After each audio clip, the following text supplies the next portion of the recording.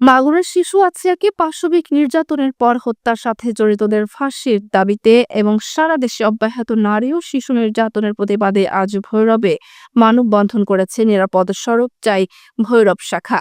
রবিবার ১৬ মার্চ ভৈরব পৌর শহীদ মিনারের সামনে এই মানববন্ধন অনুষ্ঠিত হয়।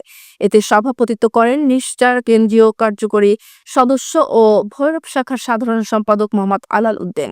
বক্তব্য রাখেন নিশ্চয় সদস্য এবং দৈনিক প্রথম আলো নিজস্ব প্রতিবেদক মোহাম্মদ সুমন মোল্লা সহ সাধারণ সম্পাদক ও উপজেলা যুবদল সভাপতি মোহাম্মদ তিলর হোসেন সুজন, সাংবাদিক ও তরুণ লেখক সোহানুর রহমান সোহান প্রমুখ। বক্তারা বলেন, একটি সভ্য সমাজে শিশু ও নারীদের প্রতি এমন বর্বরতা কোনোভাবেই মেনে নেওয়া যায় না।